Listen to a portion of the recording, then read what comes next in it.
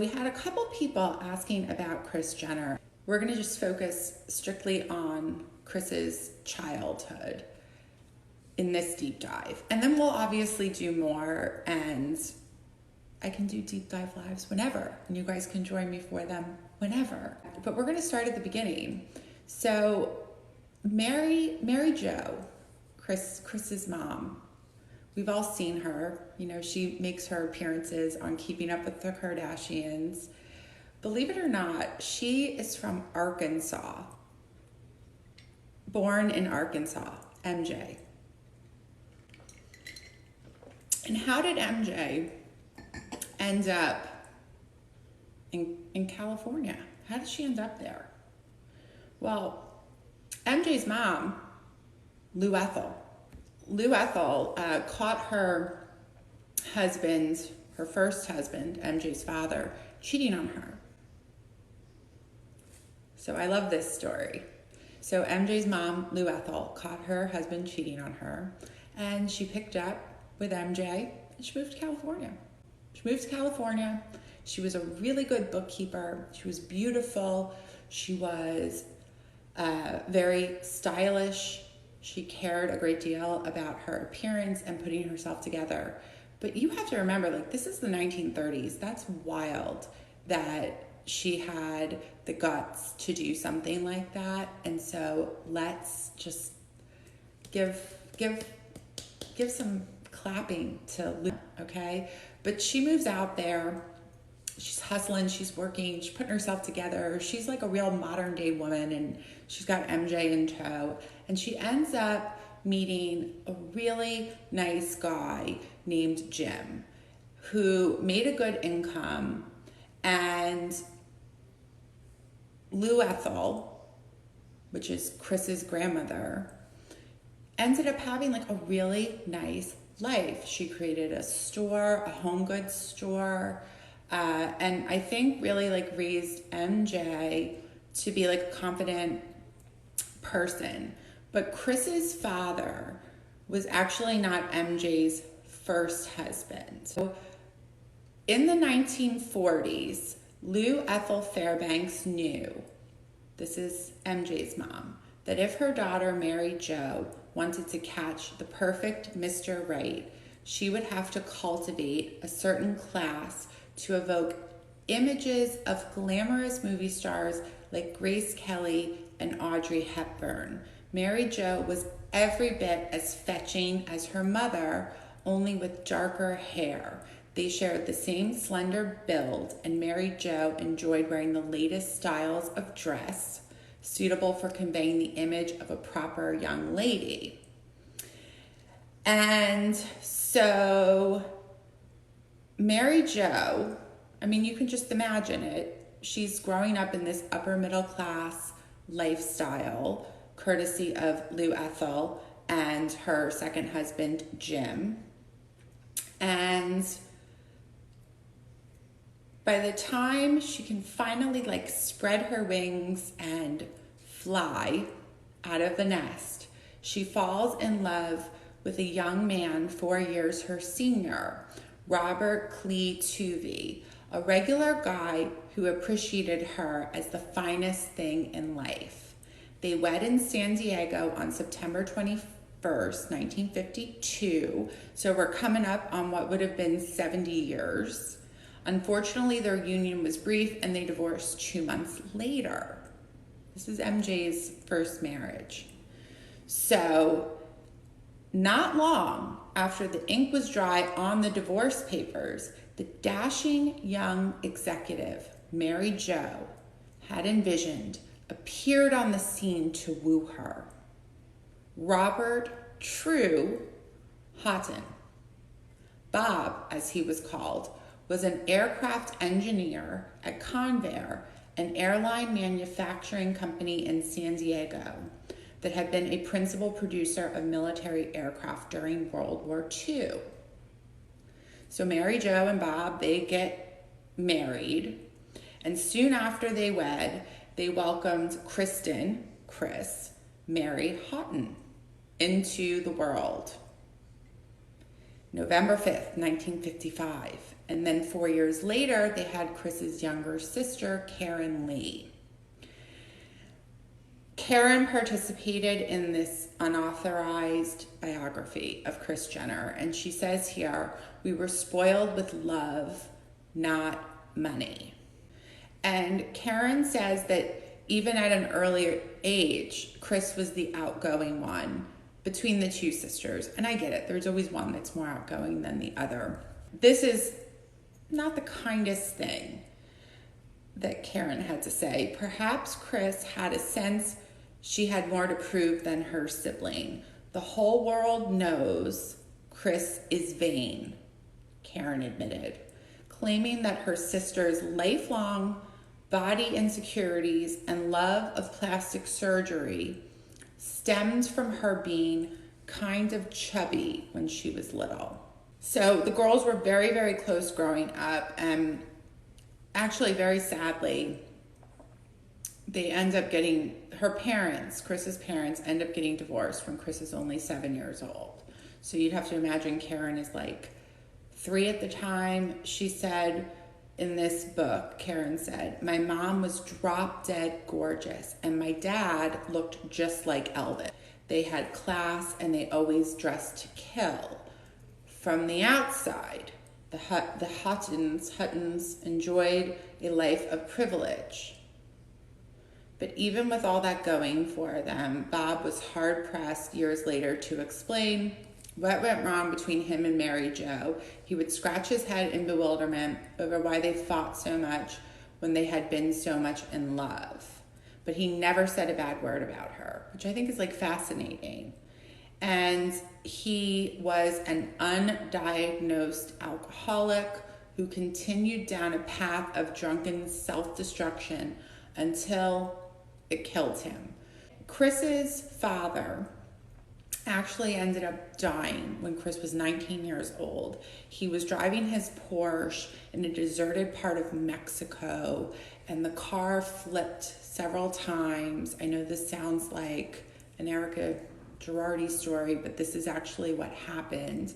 And it was a bus, a missionary bus filled with nuns that actually found his car and tried to pull him out to safety, but he ended up dying when Kris was 19 years old. And Kris, and this is according to the book, struggled a great deal having their father be in and out of their lives the entire time that they were growing up. Kris wanted nothing more than for her parents to end up back together one day. Despite Bob not being there to tuck his children in and read a bedtime story or to wake them up in the morning, he continued to have a consistent presence in their lives for the remainder of the year that the parents divorced. But then he kind of went MIA. Okay?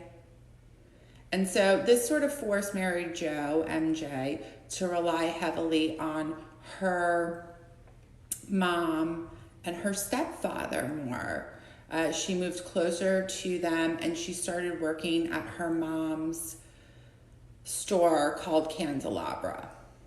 And apparently this was a very, very successful business. And Lou Ellen is who Kris credits with teaching her the value of hard work. Kris learned that from her mom. Now, there was also a cancer scare that Kris had when she was a child. She recounts vividly that, and this is crazy, guys. So this is something that Kris brings with her into marriage and motherhood. When I reread this, it really kind of, I thought, gave me so much perspective on Kris Jenner as a person. So they have this huge cancer scare. They were worried that they were going to have to amputate her leg, but the surgery went well. The doctor came in and said everything is going to be fine. Cries of gratitude filled the room that night, and for many nights thereafter. MJ and Bob were at the hospital day and night during Kris's stay. They couldn't stop kissing, cuddling, and squeezing her as if they would never let her go. Kris's mom and dad filled her room with presents. Her mom gave her a stuffed monkey, which Kris christened Annabelle, and Bob treated her to a transistor radio in a black case.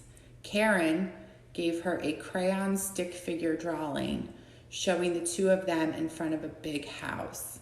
It was the last time her family would be together and dote on her. Kris saved these gifts all the way up to her own motherhood. That's heavy stuff, right? Mary Jo, MJ, ends up getting remarried. Now, she's a single mom with 2 young girls in the 60s, so she had to go to work full time. When, she couldn't be there for Kris and her sister Karen as a homemaker 24/7. And she could not afford a live-in nanny. So MJ and Lou Ethel's houses were only a couple of blocks from Longfellow Elementary, so Kris could walk home every day after school. And the grandparents were thrilled to step in and have a more active role in the girls' lives. And they did their absolute best to ensure stability and make life enjoyable. So it's safe to say that even though Kris came from a divorced household, she had a very good relationship with her mom's parents, and they played a very heavy role in her upbringing. But, MJ was a dish. So she wasn't going to stay. She wasn't going to stay single for long, guys, right? We know MJ was going to get herself a man. So MJ was consistently employed, but moved around in the job market. She was always on the lookout for a position that paid better and had potential for advancement. MJ was still very young, and she knew that she would marry again. She wanted to be prepared should Mr. Right come along. So because she'd had 2 divorces already, because remember, she was married for 2 months before she married Kris's dad, she would work under her mother's maiden name because she didn't want that kind of scandal following her around. She found a great job as a sales clerk in the pro shop on a golf course at the La Costa Country Club, where there were plenty of successful and polished men. Kris recounts this. She went to work every day dressed like Jacqueline Kennedy. She was the mom doing the housework and making dinner, but at the same time, she was wearing these gorgeous dresses, cinched at the waist. She always looked like she had on some fabulous Chanel ensemble, and her hair was perfect. So she was quite the catch, and there was a lot of men at this country club who wanted to date her. But she falls for a guy by the name of Harry Shannon. Dapper and debonair with wavy sandy hair, Harry is charming and dressed with elegant sophistication. And so MJ, beautiful. Apparently this Harry Shannon was a good-looking guy. So they were a good fit for each other, right? But it says here in the book that he was a colorful character with a lively past. Other than listing his credits as a businessman and yacht broker, very little has been reported in his biographical information pertaining to Kris. He was sort of like Kris's real father figure. He passed away when Kris was 48 years old. Her biological dad passed away when she was 19, okay? And they had a great relationship with him. She had a wonderful relationship with him. He became Kris's go-to guy for fatherly love and emotional and financial security, as well as advice that extended beyond her childhood.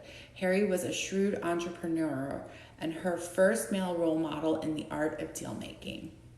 Apparently, Harry was also on his third marriage, so MJ and him had that in common. But what's interesting is that both times Harry had married strong women who were heiresses to magnificent fortunes. So Harry also married rich, like really rich. Kris's childhood is very interesting. And I think even though it sounds very chaotic, it's very sort of stable too at the same time.